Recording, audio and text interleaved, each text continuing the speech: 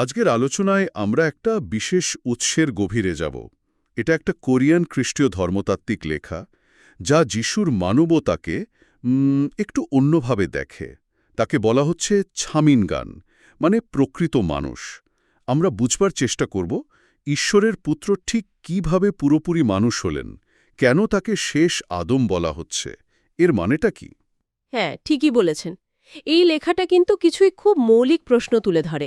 যেমন ধরুন, যিশু যদি ঈশ্বরের পুত্রই হন, তাহলে তার ওই মানবিক দুর্বলতা, কষ্ট পাওয়া, এমনকি প্রলোভনের মুখোমুখি হওয়া, এগুলোর অর্থ কী? আর তিনি এসবের মধ্যে থেকেও কিভাবে একদম পাপহীন থাকতে পারলেন? আর সবচেয়ে বড় কথা, কেন তার এই মানব শরীর, বিশেষ করে যাকে বলা হচ্ছে মৃত্যুর শরীর বা কোরিয়ানের যুগমে মোম, ধারণ করাটা শুধু মানুষের মুক্তির জন্য নয়, বরং পুরো সৃষ্টির জন্যই এত জরুরি ছিল। তো আমাদের আজকের লক্ষ্য হবে এই লেখার মূল ভাবনাগুলো একটু সহজ করে তুলে ধরা। বেশ, তাহলে একদম গোড়ার ধারণাটা দিয়েই শুরু করা যাক।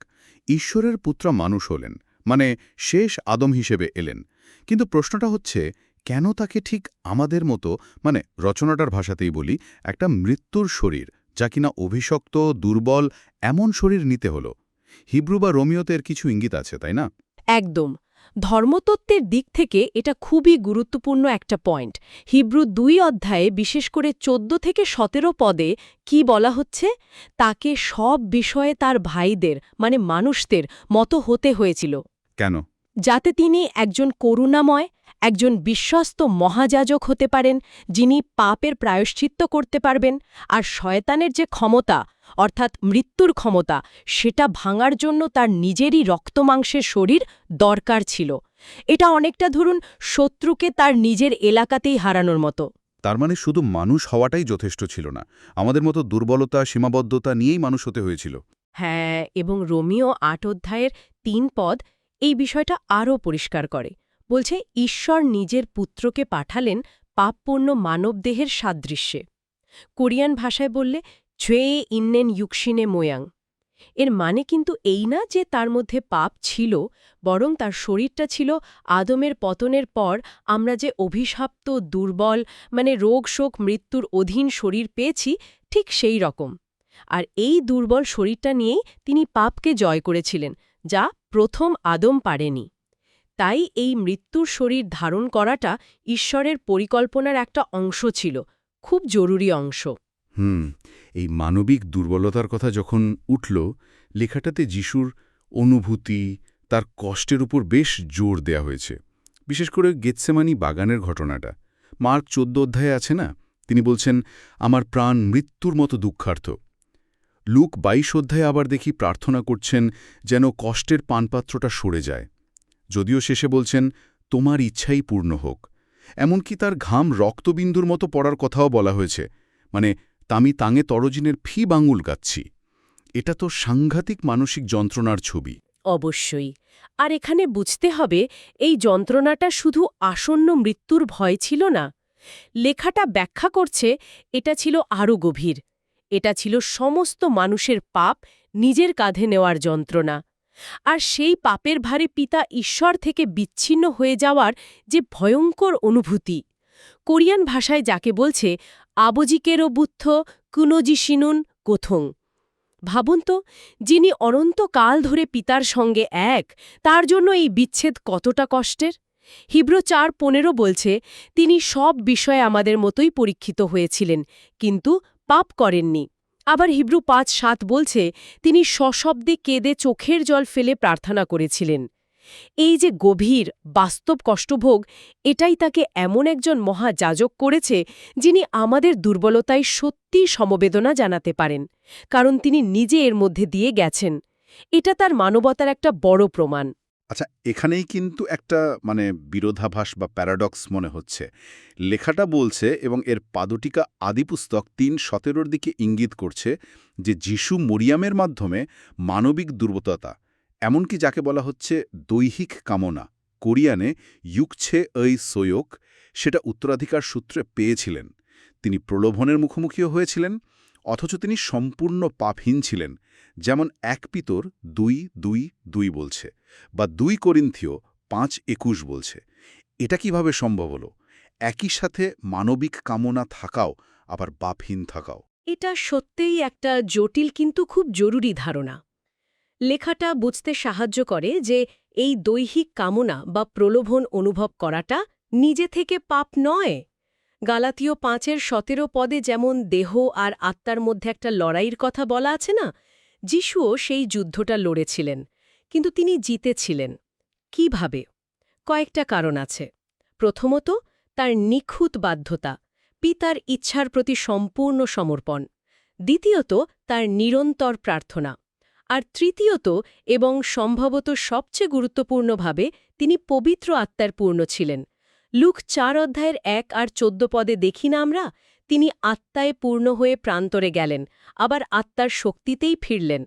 তাহলে কি এমনটা বলা যায় যে তার ভেতরের ঐশ্বরিক শক্তি, মানে পবিত্র আত্মার উপস্থিতি, সেটা মানবিক দুর্বলতাকে ছাপিয়ে গিয়েছিল? বিষয়টা ঠিক শক্তি দিয়ে দাবিয়ে রাখা না, বরং আরও গভীর। রোমিও ১৩:১০ কি বলছে? ভালোবাসা ব্যবস্থার পূর্ণতা সাধন করে। আবার গালাতীয় ৫:১৬ বলছে, আত্মাতে চলো, তাহলে মাংসের অভিলাষ পূর্ণ করবে না। এই লেখাটার যুক্তি হল, পিতার প্রতি যিশুর ভালোবাসা এতটাই তীব্র ছিল, এতটাই শক্তিও ছিল, যে সেই ভালোবাসাই পাপের টান বা দৈহিক কামনার শক্তিকে হারিয়ে দিয়েছিল। এটা অনেকটা ধরুন খুব জোরালো স্রোতের উল্টো দিকে সাঁতার কাটার মতো।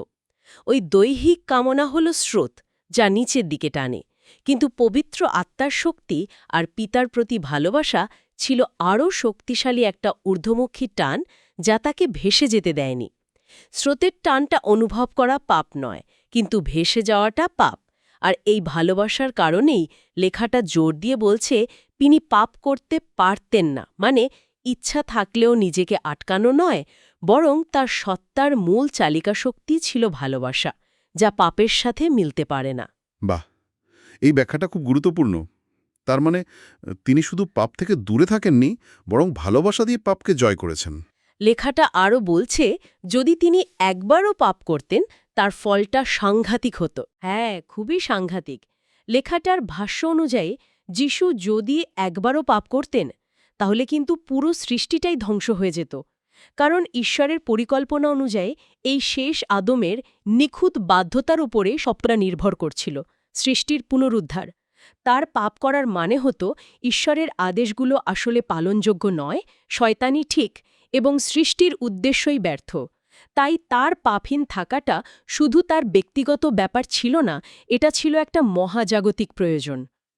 যিশুর এই নিখুঁত বাধ্যতার বিষয়টা তো সরাসরি আমাদের ঈশ্বরের আদেশ আর সৃষ্টির বৃহত্তর উদ্দেশ্যের প্রশ্নে নিয়ে আসছে। লেখাটাতে একটা ধারণা দেওয়া হচ্ছে যে ঈশ্বরের আদেশগুলো আসলে মানুষের পক্ষে পালন করা সম্ভব, কিন্তু একা একা নয়, ঈশ্বরের অনুগ্রহে। যেমন ১ করিন্থীয় ১০:১৩ বা ইফিসীয় ২:৮-৯ হয়তো এদিকেই ইঙ্গিত করে। কিন্তু যিশুর জন্য, বিশেষ করে ওই মৃত্যুর শরীরে থেকেও ঈশ্বরের সব আদেশ নিখুঁতভাবে পালন করাটা কেন এতটা জরুরি ছিল? দেখুন, এর কয়েকটা কারণ আছে। প্রথমত, যিশুর এই বাধ্যতা প্রমাণ করেছে যে ঈশ্বরের আদেশগুলো ন্যায্য, আর মানুষের পক্ষে ঈশ্বরের সাহায্যে সেগুলো পালন করা সম্ভব। এটা শয়তানের মূল অভিযোগটাকেই নস্যাৎ করে দিয়েছে। ইয়োবের গল্পটা মনে করুন। শয়তান কি বলেছিল? যে ইয়োব ঈশ্বরকে ভয় পায় শুধু সুবিধার জন্য, কষ্ট দিলে সে ঈশ্বরকে ছেড়ে দেবে। শয়তানের অভিযোগ তো সবসময় এটাই, মানুষ স্বার্থপর, সে কষ্ট সয়ে ঈশ্বরকে ভালোবাসতে পারে না, তার কথা মানতে পারে না। যিশু তার কষ্ট দুর্বলতার মধ্যেও বাধ্য থেকে প্রমাণ করলেন যে শয়তানের কথাটা মিথ্যে, মানুষ সত্যি ঈশ্বরকে ভালোবাসতে আর তার বাধ্য থাকতে পারে। তার মানে যিশুর বাধ্যতা ঈশ্বরের সম্মান রক্ষা করল, আর শয়তানের যুক্তিকে একদম অকেজো করে দিল। ঠিক তাই। দ্বিতীয়ত, এই বাধ্যতা মানুষের স্বাধীন ইচ্ছার পূর্ণতা ঘটানোর জন্য দরকার ছিল। ঈশ্বর তো চান না আমরা রোবটের মতো তার বাধ্য হই।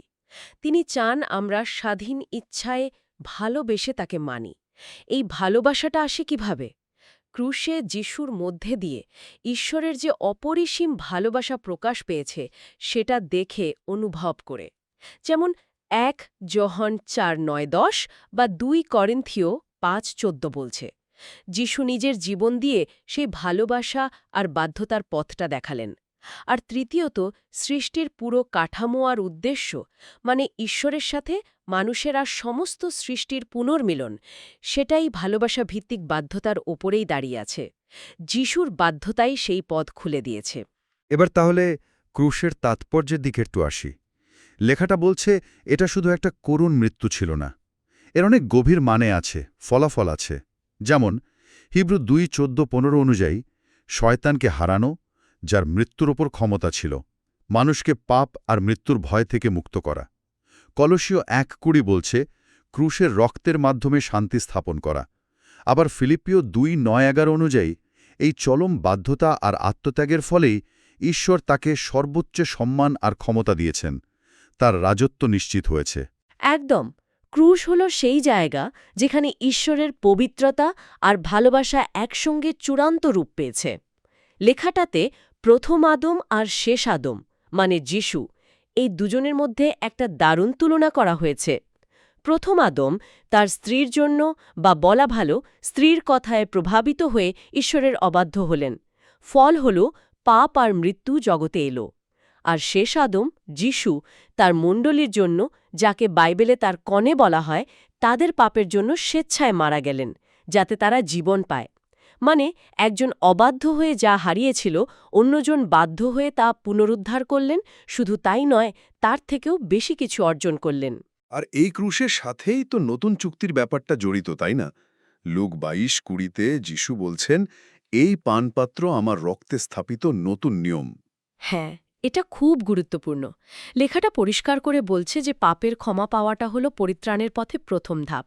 কিন্তু এটাই শেষ নয়। যেমন 1 পিতর 1:9 বলছে, বিশ্বাসের লক্ষ্য হল আত্মার পরিত্রাণ। এই নতুন চুক্তির মাধ্যমে যারা যিশুতে বিশ্বাস করে, তারা পবিত্র আত্মা পায়। প্রেরিত 2:38-এ যেমন আছে। আর এই পবিত্র আত্মাই তাদের ভেতরে ঈশ্বরের নিয়ম লিখে দেন, হিব্রু 8:10, আর তাদের সেই নিয়ম পালনে শক্তি যোগান, 2 করিন্থীয় 3:6। সুতরাং ক্রুশ শুধু অতীতের পাপ মোছে না, এটা ভবিষ্যতের জন্য ঈশ্বরের সাথে একটা নতুন সম্পর্ক তৈরি করে আর পবিত্র জীবন কাটানোর শক্তিও দেয়। লেখাটাতে একটা খুব পরিচিত কিন্তু বেশ গভীর রূপক ব্যবহার করা হয়েছে। রাজা সোলোমনের সেই বিখ্যাত বিচারের গল্পটা 1 রাজাবলী 3 অধ্যায়ে আছে না, যেখানে দুজন মহিলা একটা জীবিত শিশুকে নিজের বলে দাবি করে, আর সোলোমন তলোয়ার দিয়ে বাচ্চাটাকে কেটে দুভাগ করার আদেশ দেন। এখানে এর প্রতীকী মানেটা কি দেওয়া হয়েছে? এই গল্পটাকে লেখাটাতে একটা অসাধারণ রূপক হিসেবে ব্যবহার করা হয়েছে। এটা ঈশ্বরের বিচার আর ভালোবাসার প্রকৃতিকে খুব ভালোভাবে তুলে ধরে। যে মহিলা বাচ্চাটাকে কেটে ফেলতে রাজি হয়ে গিয়েছিল, তাকে দেখা হচ্ছে শয়তানের প্রতীক হিসেবে। শয়তান ঈশ্বরের কাছে মানুষের নামে নালিশ করে। মানুষ পাপী, তাই ন্যায় বিচার অনুযায়ী তার শাস্তি হোক, তাকে ধ্বংস করা হোক। সে যেন বলছে, বেশ, যখন পাপ করেছে, ন্যায় বিচার এটাই বলে যে একে শেষ করে দেওয়া হোক। আর অন্য মহিলা, যে নিজের সন্তানের জীবন বাঁচাতে নিজের দাবি ছেড়ে দিতেও রাজি ছিল, সেই মা হলেন যিশুর প্রতীক। তিনি শিশুটিকে, মানে মানবতাকে, এত ভালোবাসতেন যে তাকে বাঁচানোর জন্য নিজের অধিকার, নিজের দাবি সব ছাড়তে রাজি ছিলেন। ঠিক যেমন যিশু মানবজাতিকে বাঁচাতে ক্রুশে নিজের জীবন, নিজের অধিকার সব উৎসর্গ করলেন।